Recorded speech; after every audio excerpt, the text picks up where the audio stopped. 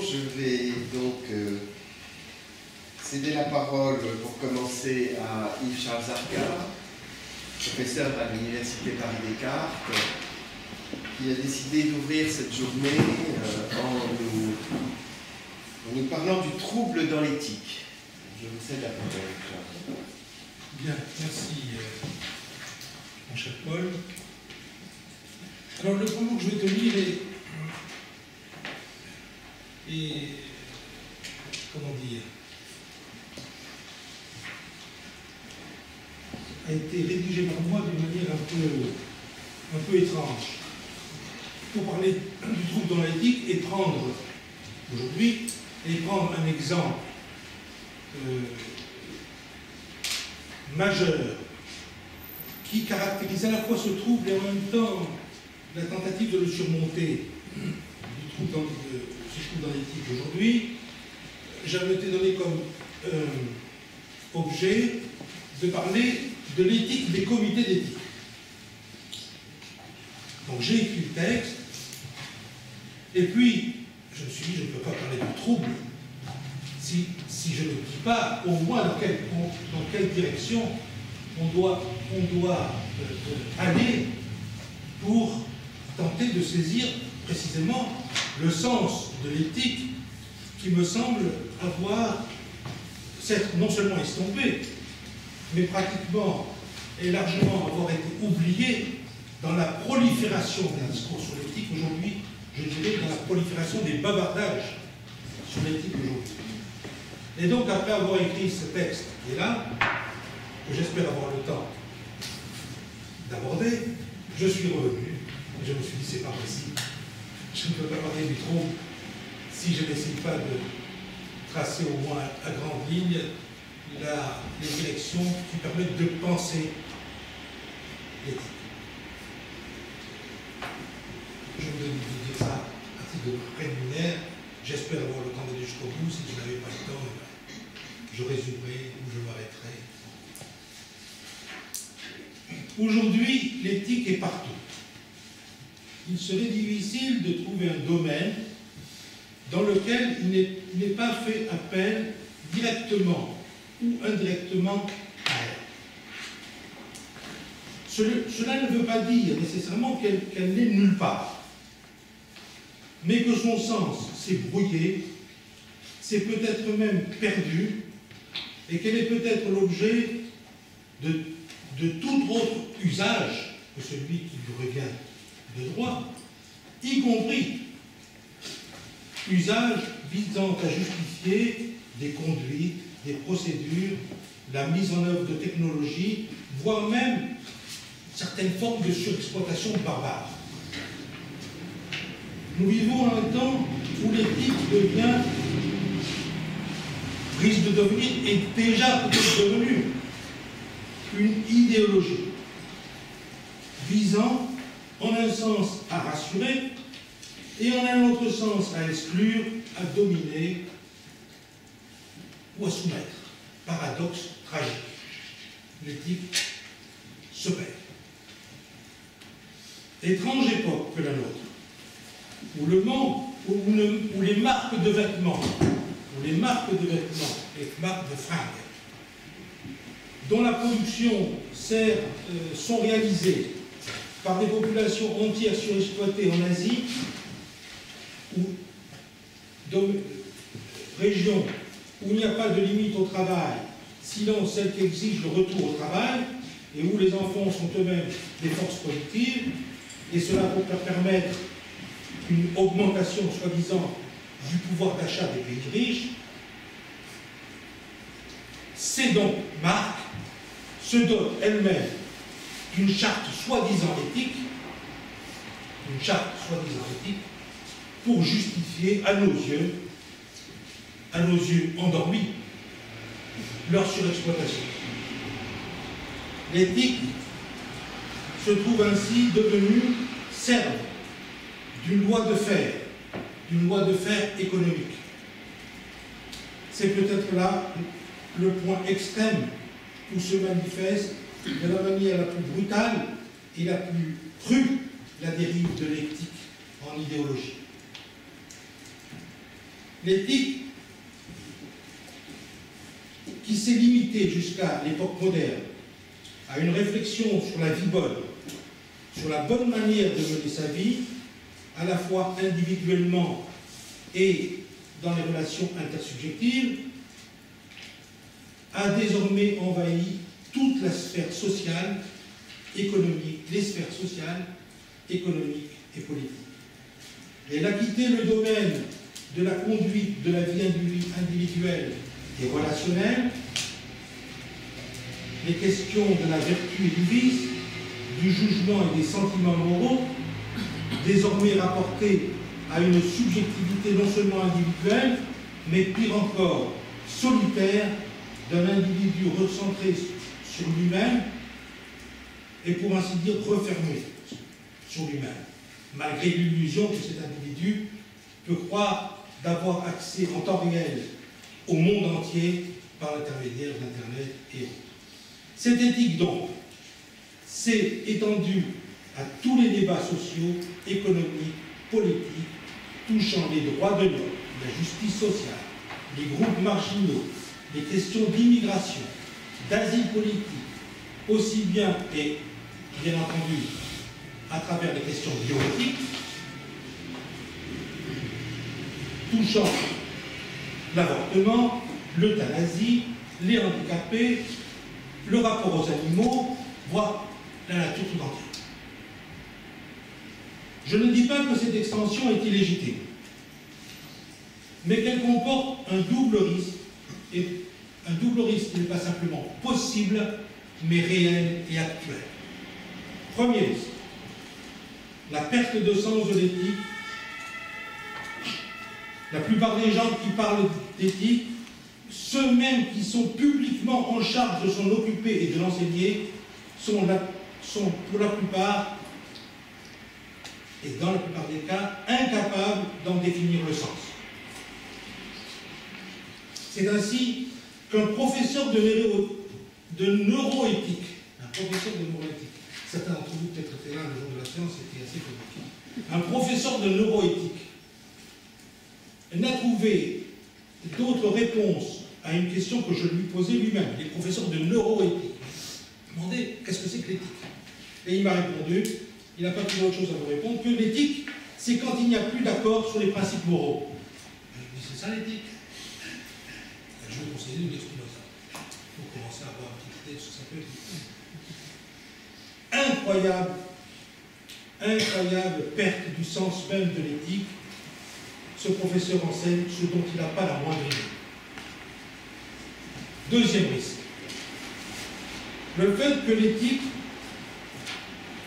devienne, comme je l'ai dit, un instrument, un alibi justifiant des rapports de pouvoir et donc, aussi bien au niveau interne qu'externe, à l'intérieur des pays, voire entre les parties du monde.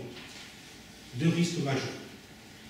Peut-on sortir de cette impasse, de cette insignifiance qui est à la fois la marque de notre temps et son plus grand danger? Je n'en suis pas sûr.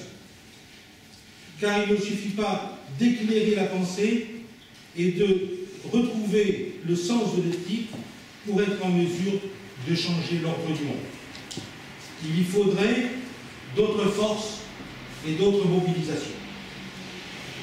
Du moins, en tant que philosophe, notre tâche est-elle, je crois, de rendre son sens véritable à l'éthique. Et ce sera déjà pas peu. De nous faire, en quelque sorte, sortir de l'oubli de l'éthique dans l'empire même du bavardage sur l'éthique. C'est pourquoi, dans un premier temps, je voudrais revenir sur ce que j'appellerais les deux sources de l'éthique. Comme personne parlait des deux sources de la morale et de la religion. Celles qui permettent qui mettent sur la voie de la restitution des enjeux et du sens de l'éthique. Ces deux sources, que je vais tracer rapidement sont évidemment la source grecque d'une part et la source juive de d'autre part, entre lesquelles je montrerai qu'il y a une tension très forte. Et que pour retrouver le sens de l'éthique ou le restituer, nous devons penser dans cette tension. C'est la tension de ces deux sources que nous pouvons, c'est à travers la tension de ces deux sources, que nous pouvons nous mettre en chemin pour tenter de retrouver et de restituer un sens à l'éthique. Comme on le sait, bien entendu, le mot éthique vient du grec ethos, qui signifie d'abord le caractère. Il importe sur ce point de revenir à Aristote, qui en a pleinement déterminé la signification et les implications, pour le dire d'une formule. L'éthique, pour Aristote, est une sagesse pratique, une sagesse de l'action ordonnée au bien. L'éthique concerne l'homme de désir, en tant qu'il peut être guidé par la raison pour mener une vie selon la vertu et s'accomplir dans son rapport à lui-même et aux autres. L'éthos renvoie d'abord, chez Aristote, à cette partie de l'âme humaine, à une partie de l'âme humaine qui est dépourvue de raison. L'éthos, le caractère, appartient à la partie désirante de l'homme qui est en elle-même irrationnelle, par opposition à la pensée, mais qui peut et qui est susceptible de participer à la raison. Elle participe à la raison chez l'homme courageux, l'homme tempérant, l'homme juste. Pour autant que le désir s'accorde avec la raison. Ainsi, la vertu éthique, éthiquée, arrêtée, chez Aristote, est-elle la vertu de la partie désirante de l'âme humaine, précisément dans la mesure où elle peut être conduite par la raison. Aristote définit l'éthos dans l'éthique à Eudème de 1220b 5.7, je cite, supposons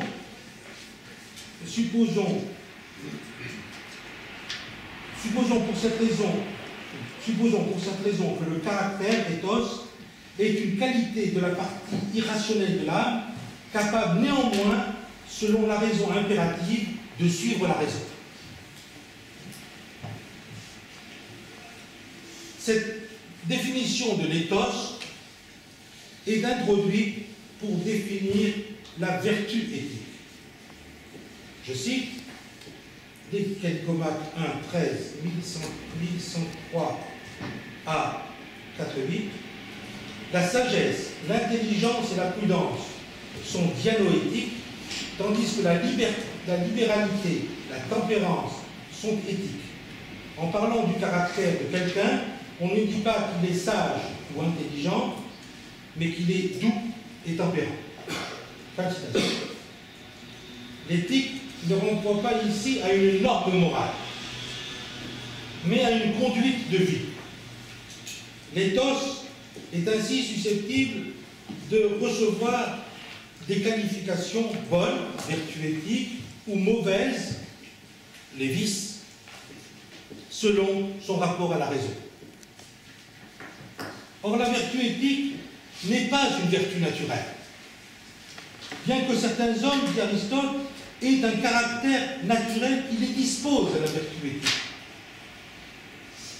La vertu éthique, proprement dite, s'acquiert par l'habitude.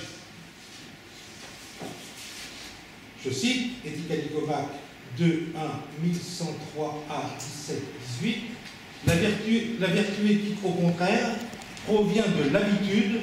C'est d'ailleurs ce mot légèrement modifié, ici ethos signifie habitude et pas caractère, c'est d'ailleurs ce mot légèrement modifié, c'est d'ailleurs ce mot légèrement de ce mot légèrement modifié qu'elle tire son nom.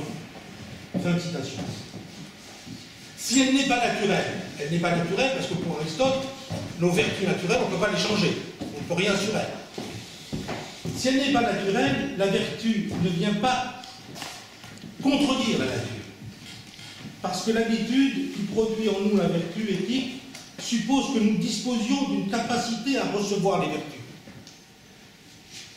Les vertus éthiques sont des dispositions qui ne s'acquièrent que par l'exercice d'une activité déterminée.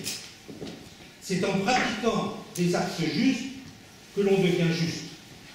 La première, il y a en quelque sorte une puissance première qui nous fait être capable d'acquérir des habitudes par lesquelles notre disposition, notre nature se transforme en puissance seconde ou disposition grâce à la répétition d'actes déterminés que l'on dit vertueux en raison de leur ressemblance avec ceux qui sont produits par une vertu acquise.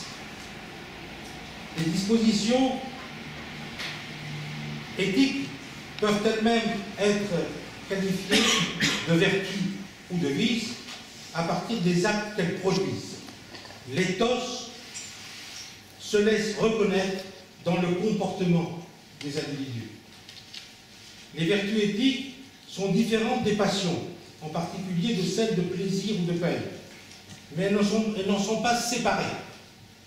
La vertu éthique doit en effet, une fois acquise, s'exercer comme une disposition,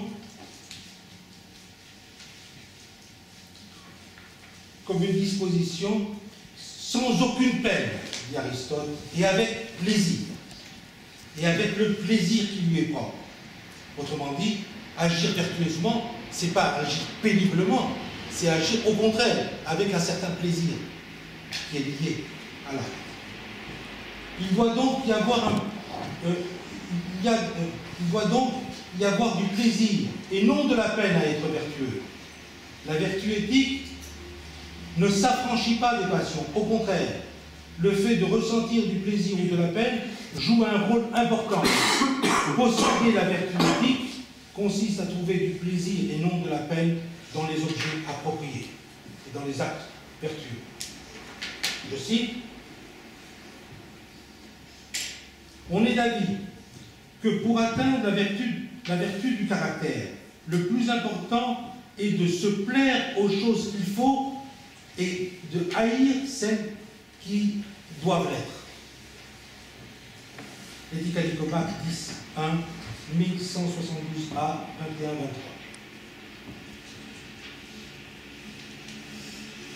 Or, concernant les passions, comme l'action, il y a, dit Aristote, de l'excès, du défaut et du milieu, une médiété. L'excès et le défaut doivent être toutes deux rejetés. Il faut poursuivre seulement ce qui relève du milieu, les fins, de la médiété. C'est au milieu, au juste milieu, que correspond la règle rationnelle que les passions doivent être soumises. Exemple, dans le courage par exemple, pour qu'il y ait courage, il ne faut pas faire un usage excessif ou insuffisant de la crainte. Dans le premier cas, usage excessif de la crainte, on devient lâche, et dans le second, usage trop petit de la crainte, on devient téméraire. C'est dans ni l'un ni l'autre cas que nous devenons courageux. Le courage consiste dans un bon usage de la crainte selon la médiété. Le milieu, la médiété, c'est la dimension rationnelle, prudentielle. C'est sur ce point que la vertu éthique est dépendante des vertus dianoéthiques, intellectuelles, en particulier de la prudence, sagesse pratique qui lui fournit la règle à laquelle elle doit obéir. Il y a enfin une autre dimension qui définit intrinsèquement la vertu éthique, c'est le choix, la préférence, le choix préférentiel, la proairesis. La vertu éthique comporte en effet une dimension subjective qui consiste dans le choix préférentiel. L'homme vertueux choisit par préférence. Il se propose à lui-même pour but ce qu'il fait. Dit en termes contemporains, éthiquement, choisir, c'est se choisir. Le choix préférentiel est une condition sine qua non de la vertu qui renvoie à une disposition subjective de l'agent. La vertu éthique est donc, je cite Teltoman, une disposition capable de choix et de choix par préférence. Donc, capable de décision, dont nous sommes le principe et qui engage notre liberté, notre responsabilité et notre mérite. Le choix par préférence, préférentiel, engage la volonté qui ne porte la volonté que sur ce qui est possible et relève du domaine de l'action. Le choix, donc, éthique, est lié à la délibération qui conduit à la décision.